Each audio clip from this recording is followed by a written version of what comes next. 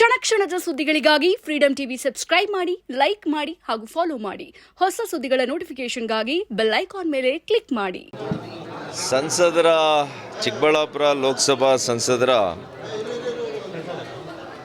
ಕಚೇರಿಯನ್ನು ಅಧಿಕೃತವಾಗಿ ಇವತ್ತು ಉದ್ಘಾಟನೆಯನ್ನು ಮಾಡಿ ನಮ್ಮ ದೇಶದ ಭಕ್ತಿ ಪರಂಪರೆಯ ರಾಯಭಾರಿಯಾಗಿ ಅದರಲ್ಲಿ ಅಚಲ ನಂಬಿಕೆಯನ್ನು ಇಟ್ಕೊಂಡಿರ್ತಕ್ಕಂಥ ನಾನು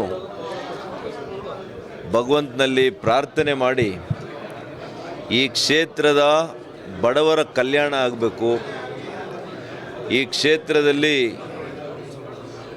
ಅಮೂಲ್ಯವಾಗಿರ್ತಕ್ಕಂಥ ಅಭಿವೃದ್ಧಿ ಇಡೀ ದೇಶದಲ್ಲಿ ಒಂದು ಮಾದರಿ ಲೋಕಸಭಾ ಕ್ಷೇತ್ರವನ್ನಾಗಿ ಇದನ್ನು ನಾನು ಅಭಿವೃದ್ಧಿಗೊಳಿಸಲಿಕ್ಕೆ ನನಗೆ ಶಕ್ತಿ, ಚೈತನ್ಯ, ಸನ್ಮಾರ್ಗ ಇದನ್ನು ಕೊಡಬೇಕು ಅಂತೇಳಿ ಆ ಭಗವಂತನಲ್ಲಿ ನಾನು ಪ್ರಾರ್ಥನೆಯನ್ನು ಮಾಡಿದ್ದೇನೆ. ಇವತ್ತು ಕುಳಿತುಕೊಂಡು ಮುಂದಿನ 5 ವರ್ಷಗಳು ಒಂದು ತಾಸು ಕೂಡ ನಾನು ವ್ಯರ್ಥ ಮಾಡ್ದಿರ ಪ್ರತಿ ನಿಮಿಷ ಪ್ರತಿ ಗಂಟೆ ನಾನು ಈ ಕ್ಷೇತ್ರದ ಜನರ ಅಭಿವೃದ್ಧಿಗೋಸ್ಕರ ನನ್ನ ಈ 5 ವರ್ಷಗಳ ಸಮಯವನ್ನು ಅವರಿಗೋಸ್ಕರ ಮೀಸಲನ್ನು ಇಡುವಂಥ ಕೆಲಸ ನಾನು ಮಾಡ್ತೇನೆ. 24ನೇ ತಾರೀಕು ನಾನು ದೆಹಲಿಗೆ ಪ್ರವಾಸ ಮಾಡ್ತಾಯಿದ್ದೇನೆ. ಅಲ್ಲಿ ಬಹುಶಃ ನಾವು ಪ್ರಮಾಣ ವಚನವನ್ನು ಸಂಸದರಾಗಿ 24 ಅಥವಾ 25 ನಮ್ಮ ಆಲ್ಫಾಬೆಟಿಕಲ್ ಆರ್ಡರಲ್ಲಿ ಮಾಡಿದರೆ ನಂದು 24 ಬರ್ಬೋದು, ಇಲ್ಲಿ 25 ಬರ್ಬೋದು ಅಂತ ಕಾಣ್ತದೆ. ಸೊ ಹಾಗಾಗಿ 24ರಿಂದ ಮೊದಲನೇ ಅಧಿವೇಶನ 3ನೇ ತಾರೀಕುವರೆಗೂ ನಡೆಯುತ್ತೆ.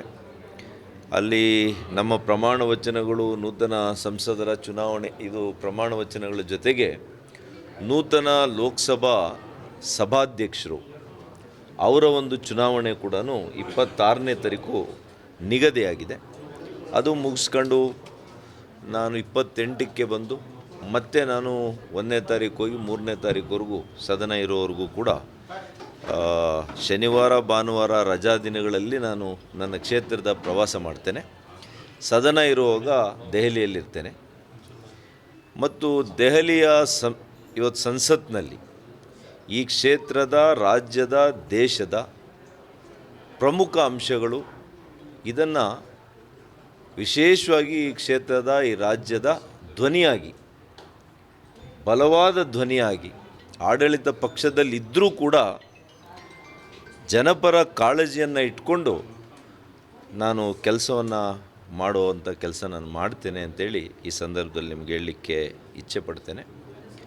ಮತ್ತು ಈ ಕ್ಷೇತ್ರದಲ್ಲಿ, ವಿಧಾನಸಭಾ ಕ್ಷೇತ್ರದಲ್ಲಿ 3 ಬಾರಿ ನಾನು ಶಾಸಕನಾಗಿರ್ತಕ್ಕಂಥ ಈ ವೇಳೆಯಲ್ಲಿ ಅನೇಕ ಕೆಲಸ ಕಾರ್ಯಗಳು ಕಳೆದ ವರ್ಷದಿಂದ ಸ್ಥಗಿತ ಆಗಿದೆ. ಅದು ಭಾಳ ನೋವನ್ನು ತರಿಸಿದೆ. ವಿಶೇಷವಾಗಿ ನನ್ನ ಕನಸಾಗಿರ್ತಕ್ಕಂಥ ವೈದ್ಯಕೀಯ ಕಾಲೇಜು ಸ್ಥಗಿತಗೊಂಡಿದೆ. ಆಸ್ಪತ್ರೆಯನ್ನು ಇನ್ನೂ ಕೂಡ ಉದ್ಘಾಟನೆಯನ್ನು ಮಾಡಲಿಲ್ಲ. 3 ವರ್ಷಗಳು MBBS ವಿದ್ಯಾರ್ಥಿಗಳು ವ್ಯಾಸಂಗ ಮಾಡಿ 4ನೇ ಬ್ಯಾಚ್ ಬರುವಂಥ ಈ ಸನ್ನಿವೇಶದಲ್ಲಿ ಕೂಡ ರಾಜ್ಯ ಸರ್ಕಾರ ಯಾಕೋ ಇದರ ಕಡೆ ಗಮನವನ್ನು ಕೊಟ್ಟಿಲ್ಲ ಅನ್ನುವಂಥ ಅಂಶ ಭಾಳ ನನಗೆ ವೈಯಕ್ತಿಕವಾಗಿ ಬೇಸರವನ್ನು ತಂದಿದೆ.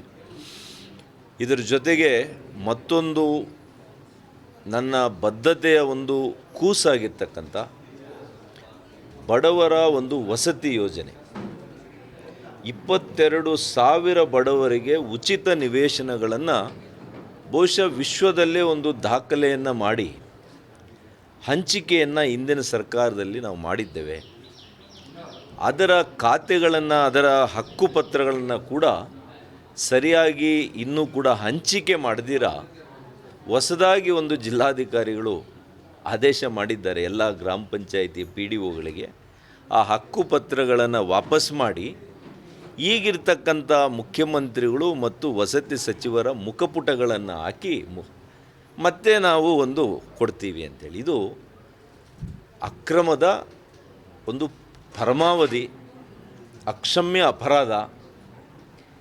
ಇಂದಿನ ಸರ್ಕಾರದಲ್ಲಿ ನಡೆದಂಥ ಒಂದು ಯೋಜನೆ ಯಾವ ಶಾಸಕರು ಕೂಡ ಬಹುಶಃ ಈ ರಾಜ್ಯದಲ್ಲ ಈ ದೇಶದಲ್ಲಿ ಒಂದು ಕ್ಷೇತ್ರಕ್ಕೆ 22,000 ಸೈಟ್ಗಳನ್ನು ಕೊಟ್ಟಿರುವಂಥ ನಿದರ್ಶನ ಚರಿತ್ರೆ ನನಗಂತೂ ಗೊತ್ತಿಲ್ಲ.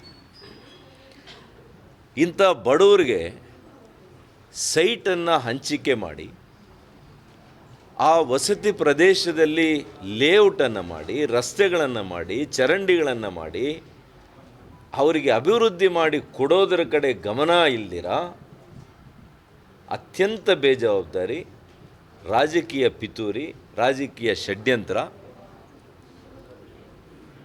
ಈ ಒಂದು ವಿಷಯಗಳನ್ನೇ ಇವತ್ತು ಆಧಾರವಾಗಿಟ್ಕೊಂಡು ಆಡಳಿತವನ್ನು ಈ ರಾಜ್ಯ ಸರ್ಕಾರ ಮಾಡ್ತಾ ಇದೆ. ಇದು ಭಾಳ ಬೇಸರ ತಂದಿದೆ. ಇದಕ್ಕೆ ಹೋರಾಟ ಮಾಡಿ ಇಂದಿನ ವರ್ಷ, ಇಂದಿನ ನಮ್ಮ ಸಮಯದಲ್ಲಿ ಏನು ಮಾನ್ಯ ಮುಖ್ಯಮಂತ್ರಿಗಳು ಬಸವರಾಜ ಬೊಮ್ಮಾಯಿರವರ ಚಿತ್ರ ಇತ್ತು, ವಸತಿ ಸಚಿವರಾಗಿದ್ದ ಈಗಿರ್ತಕ್ಕಂಥ ನಮ್ಮ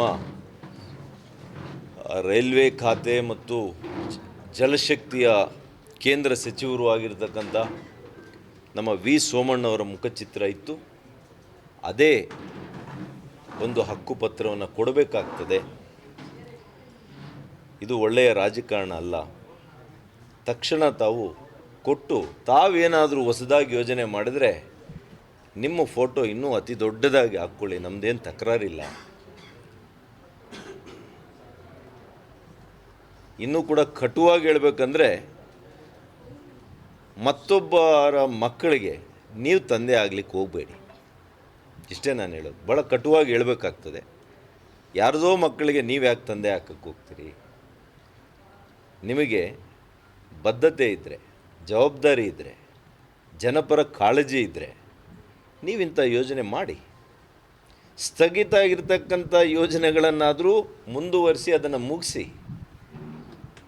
ಒಂದು ಸರ್ಕಾರ ಅಂದರೆ ನಿಂತು ನೀರಲ್ಲ. ಆಡಳಿತ ವಿಚಾರದಲ್ಲಿ ಅದು ಹರಿಯುವ ನೀರಾಗಬೇಕು. ಕೆಲಸಗಳು ಮುಂದುವರಿಬೇಕು. ಬಡವರ ಕೆಲಸ ಸ್ಥಗಿತ ಆಗಬಾರ್ದು. ಆದರೆ ಇವತ್ತು